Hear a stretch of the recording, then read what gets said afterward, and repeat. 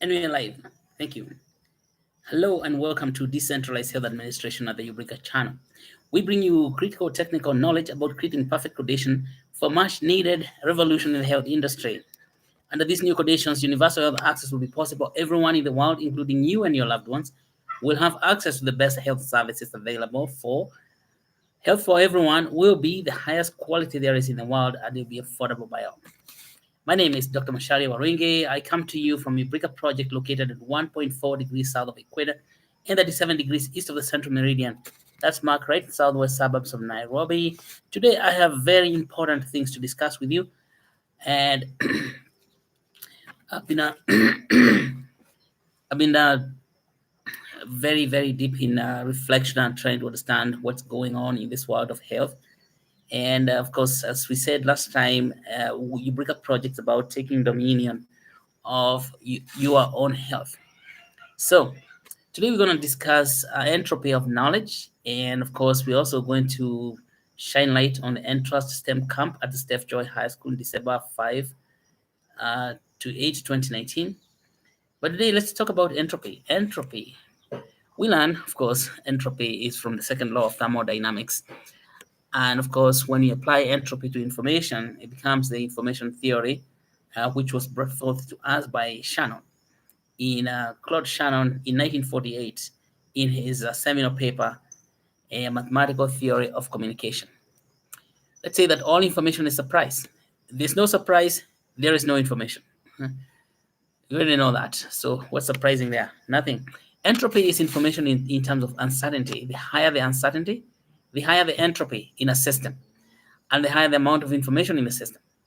So we are living in a Africa, and of course, a very, very low entropy of the information because the system is compromised. The system for knowledge is compromised. And so that's why if you hear these cries that in Africa, people with knowledge don't have money and people with money don't have knowledge, it's because of low entropy. There is no news.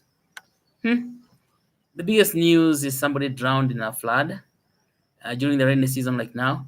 But then again, that's not news because it happens all the time. People are drowning in floods everywhere. So where's the news? Nothing. So we live in a situation of very, very low entropy. Now, if we make a system between university and a village where village things are happening, like people are drowning because it's flooding and it happens almost every year whenever it rains, then the university can bring new knowledge. And of course, we can say that there is very high entropy between university and the village. Now, for example, in our proposed university science and technology parks and the produce value addition centers in the village, that system has very, very high entropy. So now to acknowledge some people in information about entropy of knowledge in this broadcast today is accepted from Decentralized Health Administration textbook under development by Susan Nyambura Jogona, in Ubrica Research and Development Team, including Naomi Gendotho, Winfred Mule, and Abid Nviani, and from proceedings of WUAP, that's World Ubricoin Ambassador Program, including Frida Butale, Grace Shura, Barbara Kimani, Bete Wajira Washira. And of course, the entrance STEM camp at Steph Joy is under development by Wahito Washira, Purity Modoa, Dorcas Mugabe, and Joyce Mugabe at Steph Joy High School. So let's see you there. Let's see you at Steph Joy High School on December 5 to 8. This time, the theme of the meeting is information theory of knowledge.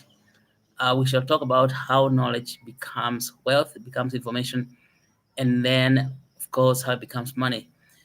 So this is sponsored by the Ubricoin, ubricoin.com, and of course, Ubrica and Soko Janja. Let's first of all face the basics. Hey, the monkey is jumping around here, which is good. Ubrica project strives to solve three fundamental problems of health productions in the world. Health production in the world. Three problems of health production. One is lack of access to health services, poor quality of medical services, and high cost of medical services in most of the world. Lack of health services occur when people do not have money to go to the hospital or where there's no hospital to go to. Poor quality of medical services occur when good knowledge to deal with medical problems is scarce.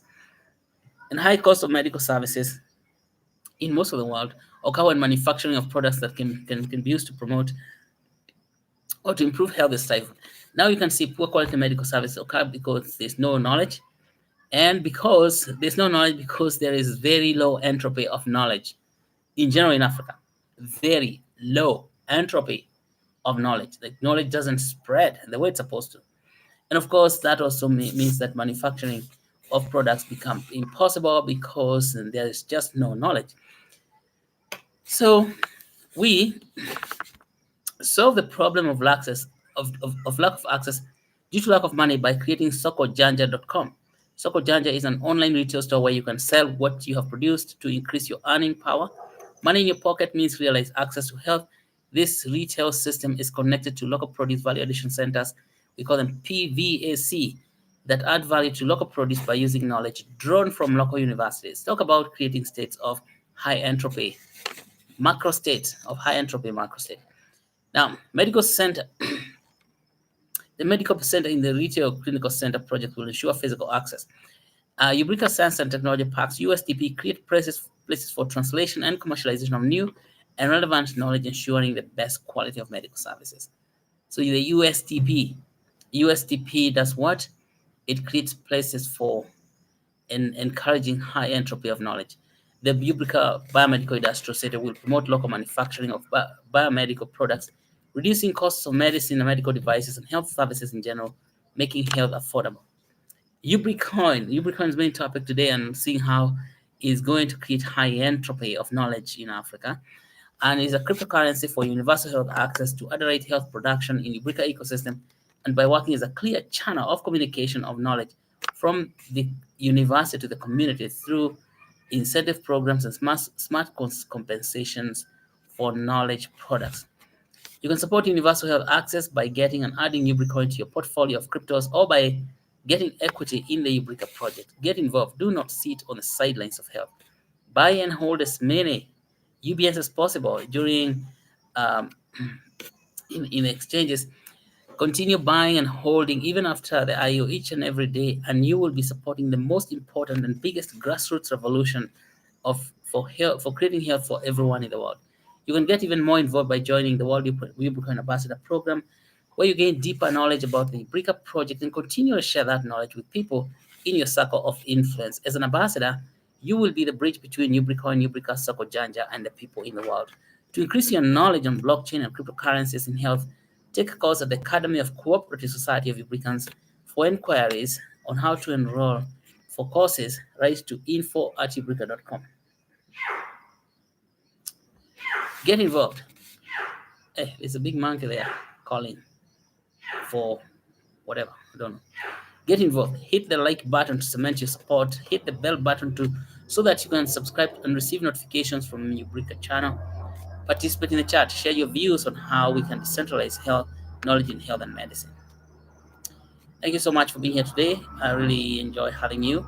And today we talk about entropy of knowledge.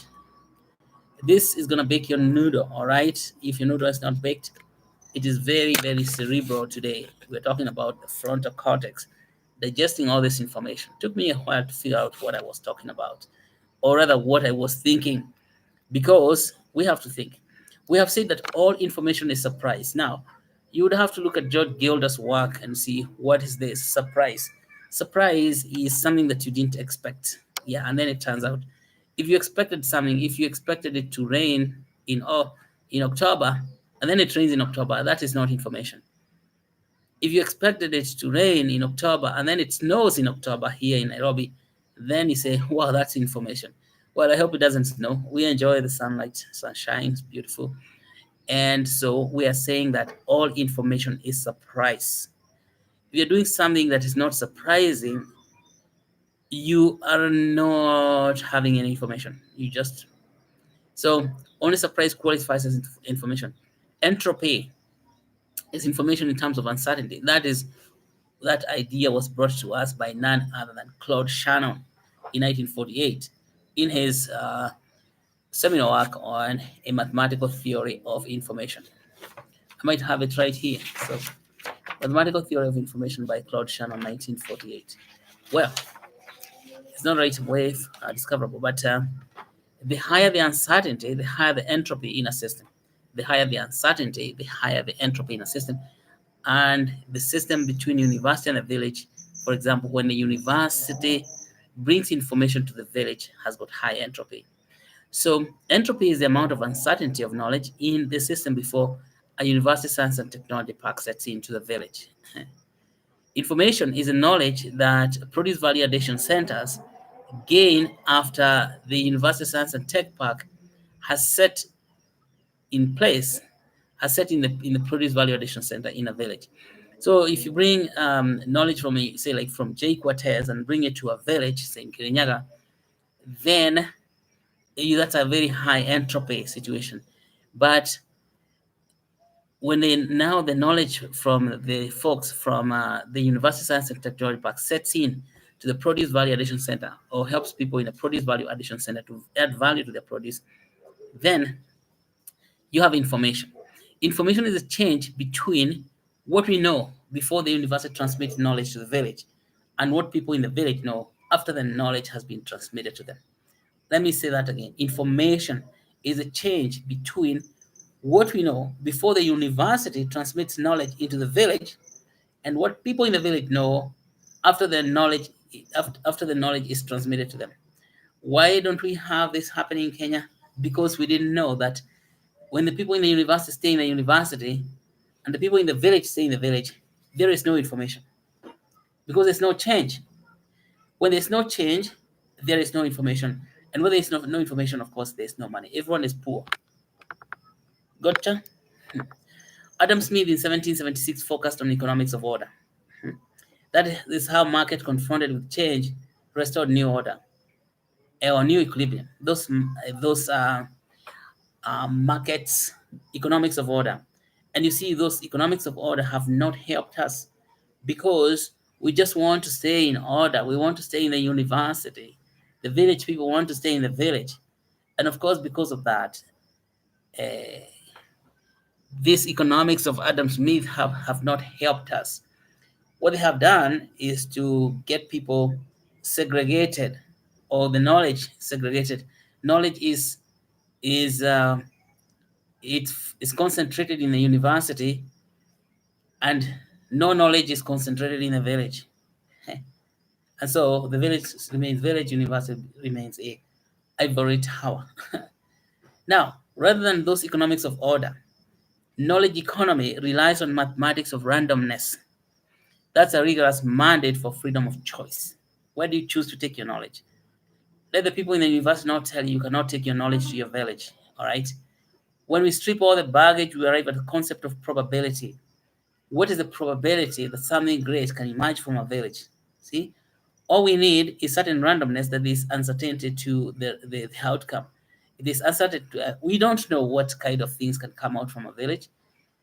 The key concept of information is probability, genuine randomness that cannot be explained by anything more fundamental, not caused by anything, right? We are thinking that because people in the village are in the village, then they are going to remain in the village. And that's what has caused this whole division of the world into third world. Because we have been following this disabled economics of order by Adam Smith, 1776, we have now something called a third world where nothing is expected to come out of it. It is called the third world because no innovation is expected. Guess what? Now, rather than those economics of order, we are in a knowledge economy, which relies on mathematics of randomness, and random exciting things are going to come out of Africa, and you'll be surprised. Surprise. That's what we're waiting for. Surprise. And of course, that's what's happening right now. Surprise. For a given set of largely observable properties of knowledge, for a given set of largely observable properties of knowledge, every possible configuration of elements of knowledge that could give rise to these properties is equally likely. We're saying that now we have equally likely opportunity for innovation in the whole world.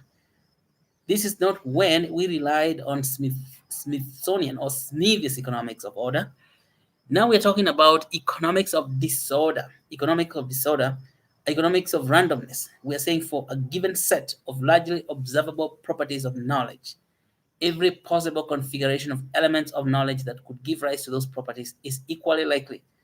So, everyone in the world today is equally likely to generate surprise. For on codation, that you are on the information system. You cannot generate surprise by just keeping information, say, in a university, in an ivory tower. You cannot generate no surprises by just sitting down in the village and now doing nothing. It is something we have to do, and that's what I'm going to tell you. We have to open a channel for knowledge to flow freely and to occupy the largest area possible. Knowledge to flow freely and occupy the largest area possible. Shannon defined information in terms of binary digits or bits or bits, and measured information by concept of information entropy or unexpected or surprising bits. That's what we are looking for, information entropy in the African continent, because information entropy does not exist for now, but it could exist if we did certain things which we are going to discuss here tonight. Information entropy is governed by a logarithmic equation that derives its power from Rudolf Clausius' 1865 second law of thermodynamics, that entropy tends to be maximum. Entropy tends to be maximum. Of course, Rudolf Clausius was talking about heat, or heating a gas. But Channel's entropy in a system is maximum when all bits in the system are equally improbable and cannot be further compressed without loss of information. Linear economics of disorder, that's what we're talking about, economics of disorder. Disequilibrium and surprise could explain and measure contribution of entrepreneurs in an economy. That's according to Gilder 2013. For a given macro state of knowledge, let's say macro state of knowledge is how much knowledge there is distributed in what? In an economy. For a given macro state of knowledge, all microstate consistent with its elements of knowledge properties are equally likely.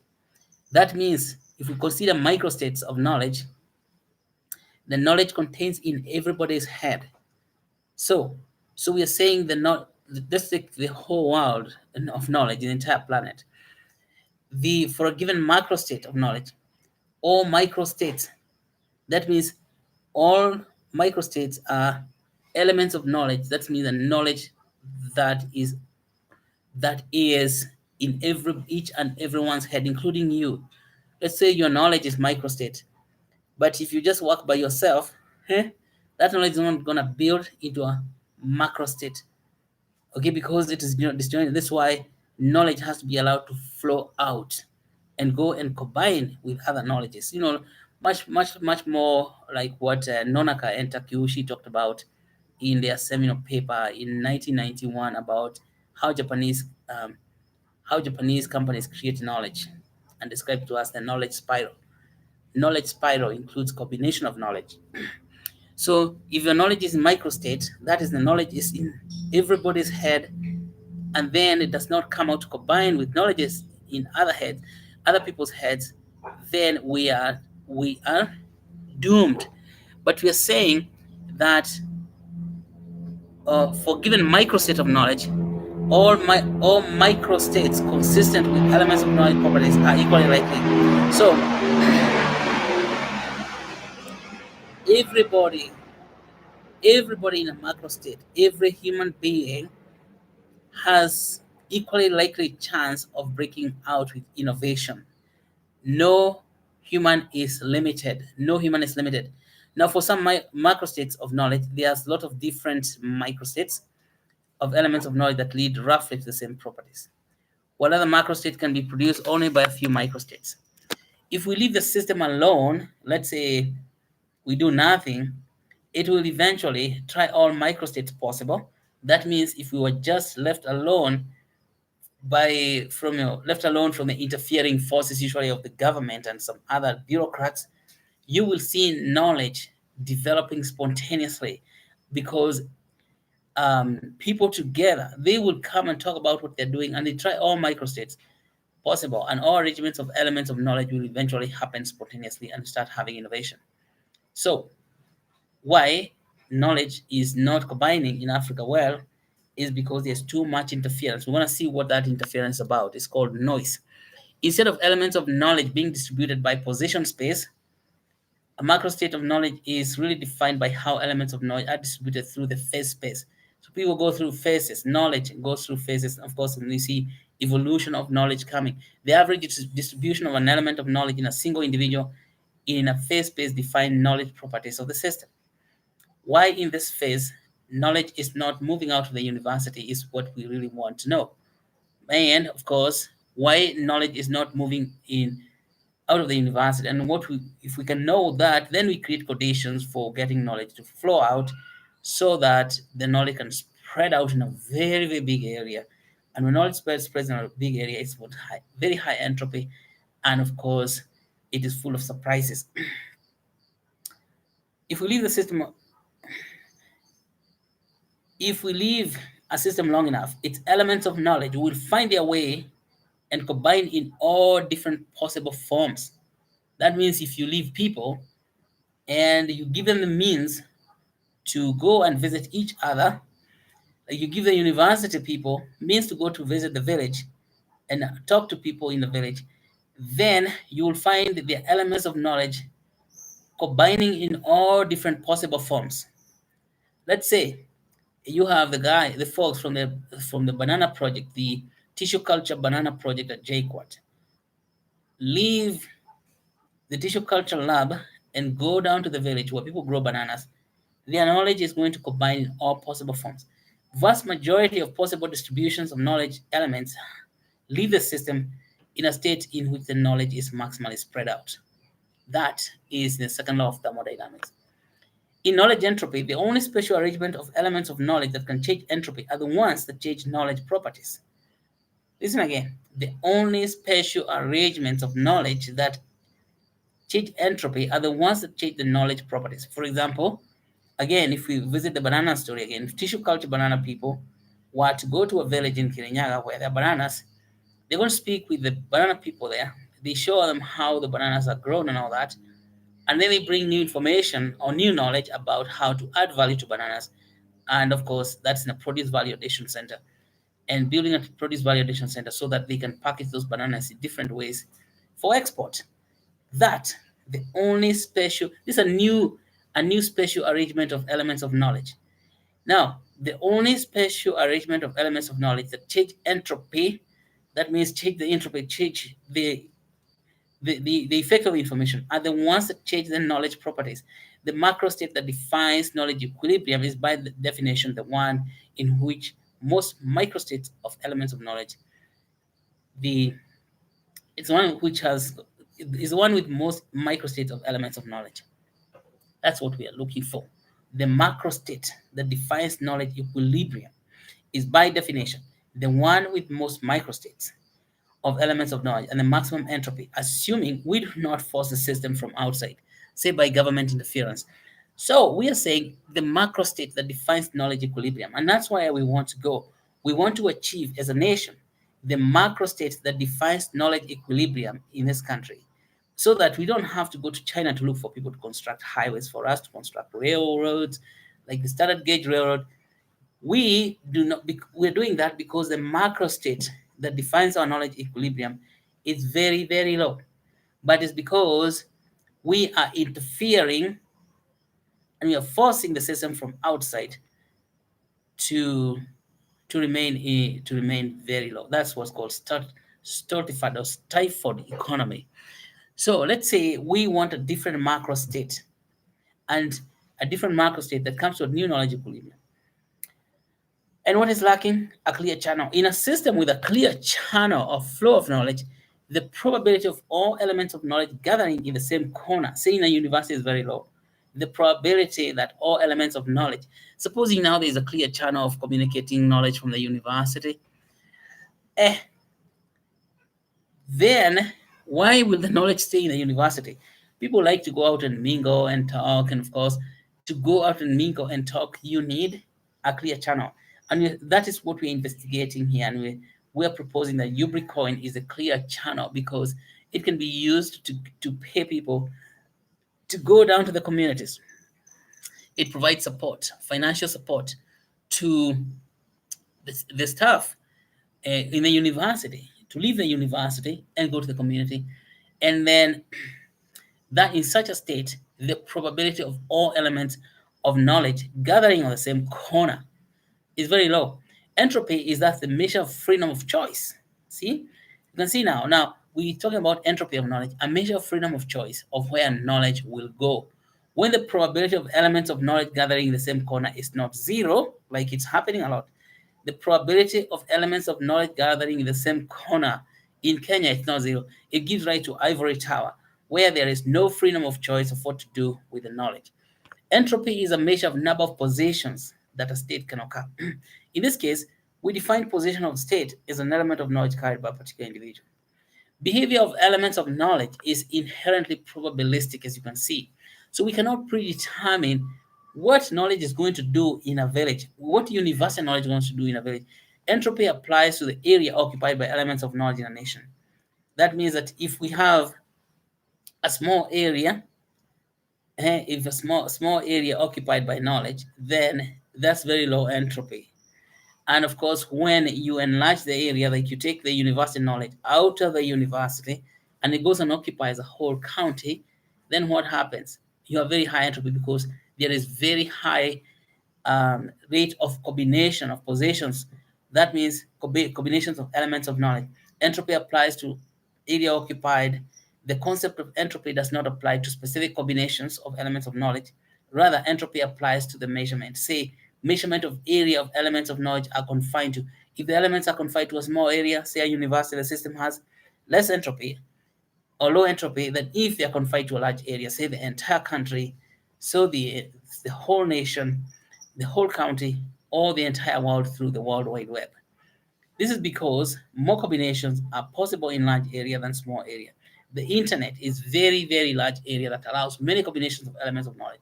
That is why the most effective way of getting university knowledge out of the university into the world is the internet. Now, I'm just shocked to learn that our students in Kenya are forced to print out their dissertations and theses and then take them back to the university for shelving, for putting on the shelf. That produces very, very low entropy because there's no combination. If all those publications done in the university are published online, then we have a very large area that allows many combinations of elements of knowledge and a very high entropy. Each individual combination of elements of knowledge in an area is equally likely to each individual combination of not even in a small, even if, however, the measure of area across which all elements of knowledge are spread out. If we measure the area across which all elements of knowledge are spread out, then the greater the area, the greater the number of combination positions of elements of knowledge are possible, because there are more combination positions available. The internet increases tremendously the number of combination positions of elements of knowledge from a particular university. We call widespread combination positions as macrostates of knowledge. Now, our macrostates here are very, very small. That's the whole problem. For each possible macrostate, there are many possible combinations of positions and velocities of knowledge. You're saying positions and velocities. Yeah, how fast is the knowledge moving? The number of possible microstates is much larger from macrostate with large area, such as a county or a nation. The internet is the largest macrostate of elements of knowledge. To maximize the entropy of elements of knowledge in a university, all students and teaching staff must learn to work effectively on the internet. They must post their final published works on the World Wide Web. If the number of possible microstates is larger, then we say that particular macrostate has high entropy. If number of combinations of element of knowledge is very large on the internet, we can say the internet has very high entropy. While all microstates are equally likely, all macrostates are not equally likely. All individuals in a university. That is why when we say all macrostates are not equally likely, that's why you can have very brilliant people in a country, but then their knowledge is confined in one small macrostate, and so the we are not a developed country. That's why we're saying, well, all microstates are equally likely. You can have people in the country who are very, very smart, but all macrostates are not equally likely. Those people are not likely to develop. All individuals in a university are equally likely to produce innovations, but not all innovations are likely to become commercializable products in the real world or in the entire world. Okay, Let us look at something different, which is related to that. How it's going to help us. Ubricoin itself is a channel for transmitting knowledge over time and space. Ubricoin is a channel for transmitting, and of course, when Ubricoin is a channel for transmitting knowledge, it's going to help us create high entropy macrostates and large area macrostates, because we want to incentivize people to publish their work even on the internet, and of course people to get out of the universities and go to the communities and build those produce value addition centers. Hey, the dogs are getting really excited because we have monkeys here swinging on trees. The monkeys are agitating the birds, and the birds are making unusual noises. And then you have the dogs getting excited. Hello, dogs, don't get too excited. You're interfering, I can't hear myself. Okay, so what are we talking about now? We're talking about Ubricoin channel transmitting knowledge over time and space. Ubricoin channel. Remember, this is the ultimate use case for Ubricoin to work as a channel for transmitting knowledge over time and space. Now, if I haven't said this enough, you better keep listening, because Ubricoin is coming very heavily to the education system, particularly for knowledge transmission, channel for transmitting knowledge. Because Shannon was remorselessly rigorous and restrained, his theory could be brought to bear on almost anything transmitted over time and space. We're talking about Shannon's mathematical theory of communication. Shannon, his theory could be brought to bear on almost everything, anything transmitted over time and space. Now, let's say we use Ubricoin as a transmitter of knowledge, and say Ubricoin as transmitter of knowledge has a very large capacity for works of innovation that include design, engineering, manufacturing, marketing, and distribution in a produce value addition center.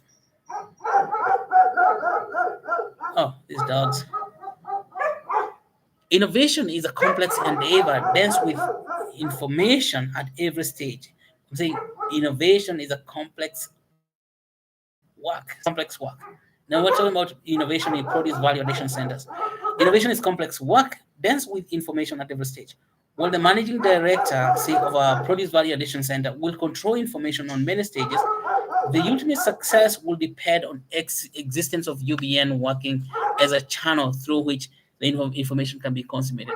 We're now talking about Ubricoin as digital money, internet money, because UBN channel for knowledge is vital to produce value addition centers achievements. And why? Because UBN has got very, very high velocity. It can move money very, very fast. Produce value addition centers will need existence of stable channel, that ideas conceived by a combination of elements of knowledge at one point in time and space can arrive to another point in time and space. So, essential to UBN as a channel is the existence of Smithian 1776 order. We remember we just talked about Adam Smith 1776. Adam Smith said that order is good, such that essential features of economic system in place begin to value. What kind of essential features, as Smith was talking about? Free trade, reasonable regulation, sound currency, modest taxation, and reliable protection of property rights. So we're saying that essential to UBN as a channel is existence of Smith order, Adam Smith's order, such that the essential features of economic system in place at the beginning of the value adding process are still there at the end. You don't want things to change. This is where the stable government comes in. You don't want, like, now you're going on innovation at your produce value addition center, and then the government changes the policy, things happen, politics and all that, the monetary policy, the financial system. Then there's a lot of inflation and all stuff. Then you're not going to have what? You're not going to have value, even if you have created value. So UBN as a channel itself relies on people in the government thinking clearly so that they don't destroy the that kind of stability. So we need stable government, even for cryptocurrencies to work.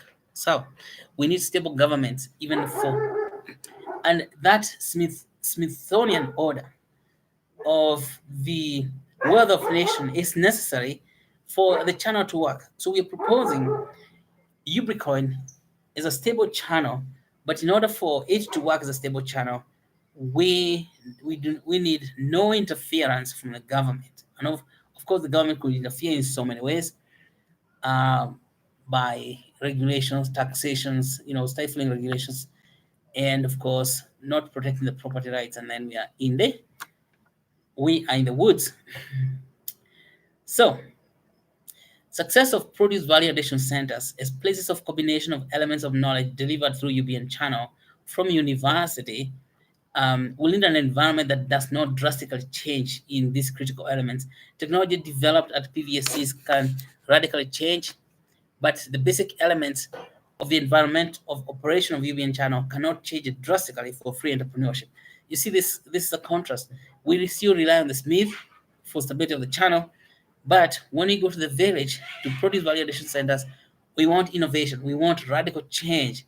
We want radical change on how people deal with bananas there. We want radical change on how people deal with oranges. We want radical change on all these elements of knowledge of agriculture production and everything.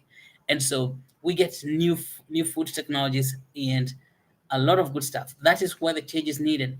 The change is not needed in this big picture things like the macroeconomics of the nation. We want now the nation to be stable, but the channel itself, so that the channel can be stable, the channel which the Ubricoin can be stable, but the channel itself is meeting high entropy, surprising elements of knowledge.